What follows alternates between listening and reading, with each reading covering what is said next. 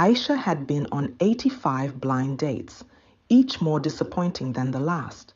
But tonight was different because the man sitting across from her had a secret. And when she discovered it, her world would never be the same. Deception, heartbreak, an unexpected twist, and a love story that doesn't start the way you think it will. Keep listening, because some stories begin where others end. Aisha sat by the window of a small restaurant, stirring her tea absent-mindedly. The deep blue dress she wore was simple yet elegant, complementing her smooth brown skin. Her dark braids rested neatly on her shoulders, framing her delicate features. Outside, the city hummed with life. Cars honked, vendors called out their prices, and people hurried past, lost in their daily routines. The restaurant itself was warm and inviting, filled with the aroma of fresh bread and spices. But despite the comforting atmosphere, Aisha felt uneasy. At 28, she was a respected civil engineer, one of the best in her field. She had worked tirelessly, pushing through challenges in a male-dominated industry. Her dedication had paid off, earning her recognition and financial stability. Yet, in matters of the heart, she had not been so fortunate. Her mother, Mama Fatu, never let her forget it. "A woman must marry while she is still young," Mama Fatu would say, shaking her head in disapproval. "You spend all your time with buildings. When will you build a home of your own?" And so, here she was on yet another blind date, her 85th to be exact. She had stopped keeping track of names and faces long ago. Some men had been rude, others dull, and a few had only been interested in her success. Aisha was exhausted. She longed to tell her mother to stop, to insist that she would find love on her own terms. But she knew Mama Fatu well. The older woman would never rest until Aisha was married. With a sigh, she glanced at her watch.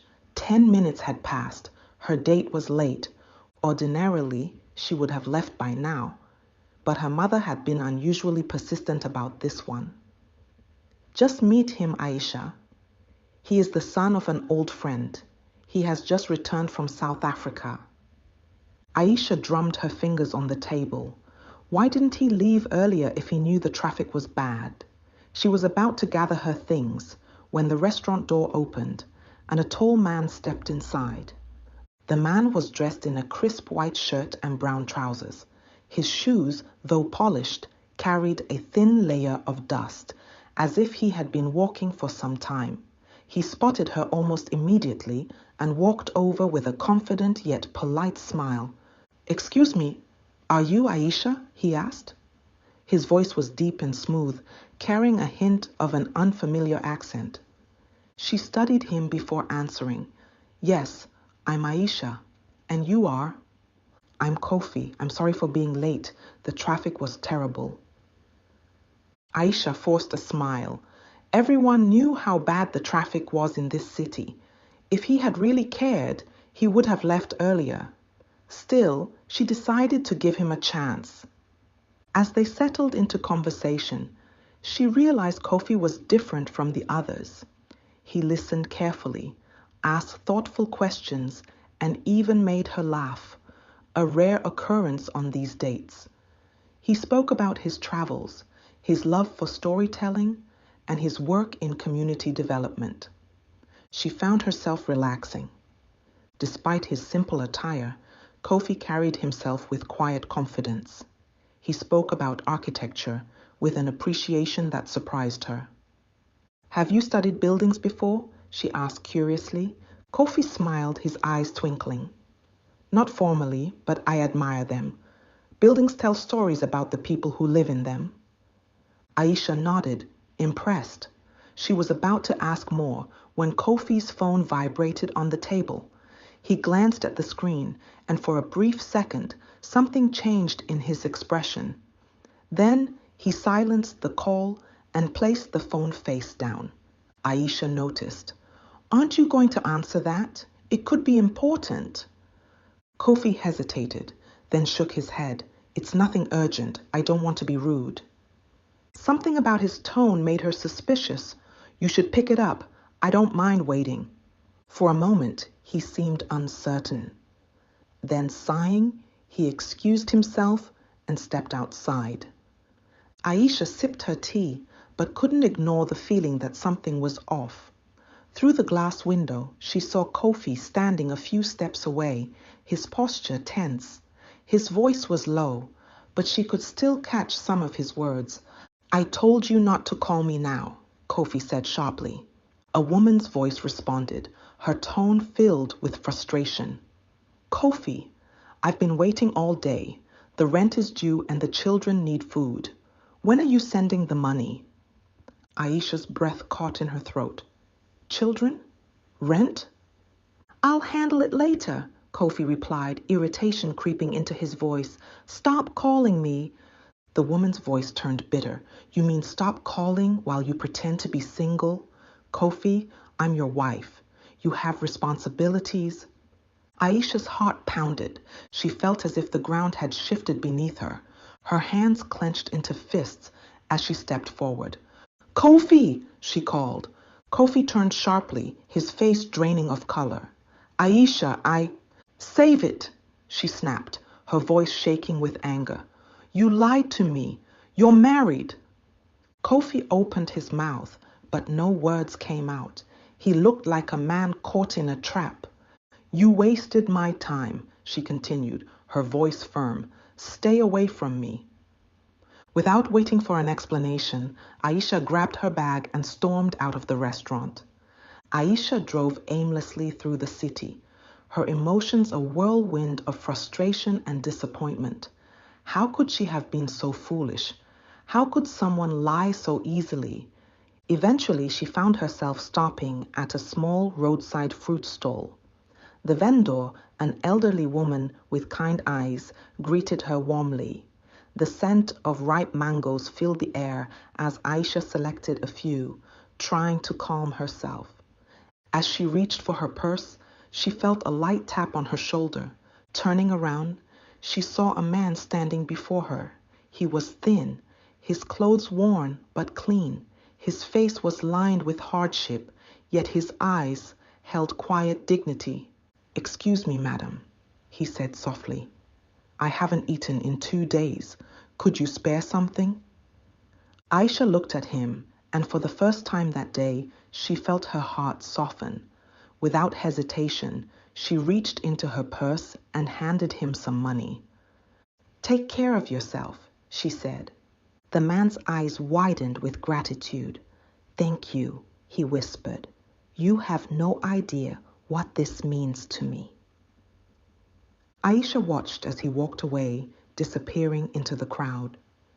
As she stood there, a thought crossed her mind.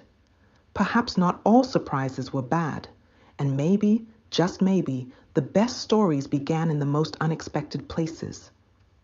Aisha drove home in silence, her thoughts tangled like the city's traffic. The betrayal still stung. How could Kofi deceive her like that? And after everything, how would she explain this to her mother? As she parked in front of the house, she sighed. There was no escaping Mama Fatu's questions. She climbed out of the car, bracing herself for the inevitable interrogation. The moment she stepped into the living room, her mother looked up from the couch where she sat peeling groundnuts. You're back early, Mama Fatu said, her sharp eyes studying her daughter's face. How was it? Aisha placed her bag on the table and sank into a chair. He was married. For a second, Mama Fatu's hands froze mid-motion. Married? She repeated, as if she hadn't heard correctly. Yes, Mama. He has a wife and children, and he was lying to both of us. Mama Fatu's face darkened. She clicked her tongue in irritation. These men of today, useless. How can someone's son behave like that? And his mother had the nerve to tell me he was a good man. Aisha sighed. This is why I'm tired of these blind dates. They never work. I just want to live my life in peace. Mama Fatu shook her head. Aisha, you know I only want the best for you. You're getting older. Soon people will start whispering. Where is Aisha's husband? Why is such a beautiful, successful woman still alone? Aisha clenched her jaw. Let them whisper. Her mother sighed heavily. You don't understand now, but one day you will. Aisha stood up. I understand, Mama, but I need to choose my own path. She left before her mother could respond, retreating to her room. She wanted to be alone, but even in the quiet of her space, the disappointment lingered. Had love always been this complicated? Was there really someone out there who would love her for who she was, without deception, without expectations? She lay in bed, staring at the ceiling, wondering if she would ever find the answer. The next day, Aisha decided to clear her mind with work. She spent the morning at a construction site inspecting a new project. The familiar sounds of drills and hammers comforted her. Here, things made sense. Buildings were predictable. People were not. During her lunch break, she found herself thinking about the man from the fruit stall, his worn clothes, his dignified posture, the gratitude in his eyes. She hadn't thought much about it at the time, but now curiosity crept in. Who was he? What was his story? On impulse, she drove back to the fruit stall that afternoon. The elderly vendor smiled when she saw her. Ah, my daughter, you're back. How are you today? I'm fine, Aisha said, scanning the street. The man I helped yesterday, do you know him? The old woman nodded. Yes, his name is Ibrahim. He used to be a teacher. Aisha's eyebrows lifted in surprise. A teacher? Yes, the vendor said sadly. But life has not been kind to him. He lost his job, then his home. Now he wanders, trying to survive. Aisha felt a pang in her chest. A teacher? How had he ended up like this? Before she could ask more, the old woman's eyes brightened. Ah, look, there he is. Aisha turned. Ibrahim was walking slowly down the street, his steps measured but weary. Something about him, his posture, the way he carried himself, spoke of a man who had once known pride but had been humbled by life. On impulse, Aisha called out, Ibrahim! He turned, surprise flickering across his face. Do you remember me? She asked as she approached. Yes, he said, offering a small smile. You were kind to me yesterday. She hesitated, then asked, Would you like to have lunch with me? Ibrahim's eyes widened slightly. Lunch? Yes, she said simply. There's a small restaurant just down the street. Come with me. For a moment he hesitated. Then, after a quiet nod, he followed. The restaurant was modest but clean. They sat at a corner table, and Aisha ordered food for both of them. As they waited, she studied Ibrahim more closely. He was older than she had thought, maybe in his mid-40s. His face was lined with hardship, but his eyes held a quiet wisdom. Tell me about yourself, Aisha said. Ibrahim hesitated, then sighed. I was a history teacher for many years. I loved my job. Teaching was my passion. So what happened? He looked down at his hands. The school I worked at shut down due to financial troubles. I tried to find another job, but it was difficult. My wife fell sick, and we spent everything on hospital bills. Then she passed away. After that, things fell apart. Aisha felt a lump in her throat. I'm sorry. Ibrahim gave a small nod. Life is unpredictable. One moment you have everything. The next you have nothing. The food arrived and he ate slowly, savoring each bite. Aisha watched him, feeling something stir within her. There was dignity in this man, strength despite everything. Have you tried looking for work recently? She asked. He chuckled bitterly. Who will hire a man my age? People want young professionals, not someone like me. Aisha thought for a moment. Then an idea formed. You were a teacher. You still have knowledge. What if you taught again? Ibrahim looked at her skeptical. And where would I do that? Aisha smiled. Leave that to me. That evening, Aisha called a friend who ran a community center. They had a program for children who couldn't afford private school, but they were always short on teachers. Would you be willing to meet someone? She asked. Her friend agreed. The next day, she took Ibrahim to the center. The moment he stepped into the classroom, something in him changed. He looked around at the small desks, the whiteboard, the stacks of old books. He ran his fingers over a desk, as if remembering something long forgotten. When a few children ran inside, chattering excitedly, Ibrahim's eyes softened. He smiled. Aisha watched, knowing she had made the right choice. A week later, Ibrahim had his first class. It was just a small group of children, but for the first time in years, he was teaching again. And for the first time in years, he looked at Aisha with gratitude that went beyond a simple meal.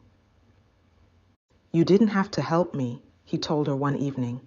I wanted to, she said simply, and as she walked away, she realized something. Love didn't always come in the way she expected. Maybe, just maybe, the best things in life weren't planned at all. Aisha found herself visiting the community center often. At first, she told herself she was just checking in on Ibrahim, making sure he was settling into his new role. But as the days passed, she realized she was drawn to more than just his progress. She was drawn to the joy on the children's faces when they sat in his classroom, to the way Ibrahim came alive while teaching. He wasn't just instructing them, he was inspiring them. One afternoon, she stood by the doorway watching as he told the children a story from history. His deep voice was steady, his words filled with passion. The children sat in complete silence, their eyes wide with wonder. When the lesson ended, Ibrahim walked over to her with a small smile. You always watch from a distance, he said. Why don't you join us next time? Aisha chuckled. I'm an engineer, not a teacher. But you build things, he said, and teaching is also building, just with knowledge instead of bricks. Aisha had never thought of it that way before. That evening, as she drove home, she couldn't shake the feeling that she had found something meaningful in that small classroom. It wasn't love, not yet, but it was something. A few days later, Aisha was sitting in the living room when Mama Fatou walked in, holding a tray of steaming tea. I heard you've been spending time at the community center, her mother said, setting the tray down. Aisha tensed. Yes, I have. Mama Fatou poured tea into 2 cups. Is this because of that man? Aisha sighed. His name is Ibrahim, and he's a good person, Mama. He was a teacher before life got hard for him. Now he's teaching again. Mama Fatou's eyes narrowed. And what is he to you? Aisha hesitated. He's my friend. Her mother scoffed. A friend? My daughter, you are a beautiful, successful woman. You should be looking for a husband, not taking in lost men. Frustration bubbled in Aisha's chest. Mama, not everything is about marriage. Maybe I just want to help someone who deserves a second chance. Mama Fatou studied her carefully. Then, to Aisha's surprise, she sighed and sipped her tea. You have always had a kind heart, she murmured. Just be careful. A woman must not carry the weight of a man who cannot stand on his own. Aisha nodded. She understood her mother's concern. But something told her Ibrahim was not the type of man to let himself be carried. Word spread quickly in the neighborhood. Aisha is spending time with that homeless man, some whispered. She's too successful for a man like him, others said. Aisha ignored them. But one day, as she walked through the marketplace, an old acquaintance stopped her. Aisha, is it true you've been seeing a beggar? The woman asked, her tone dripping with judgment. Aisha smiled, refusing to let anger take over. He's a teacher, she corrected, and a good one. The woman raised an eyebrow. And what else is he to you? Aisha paused. Even she didn't know the answer to that yet. One evening, after his class, Ibrahim walked with Aisha to her car. He seemed deep in thought. What's on your mind? She asked. He exhaled. People are talking. Aisha laughed lightly. People always talk. Let them. He shook his head. I don't want to be the reason people look down on you. Aisha frowned. And what if I don't care? He looked at her then. Really looked at her. You should. You've worked hard for everything you have. I don't want to be a stain on your reputation. Aisha crossed her arms. I think you underestimate yourself. Ibrahim gave a small, sad smile. And I think you overestimate me. They stood in silence for a moment. Then Aisha reached out and touched his arm gently. Just promise me one thing. What?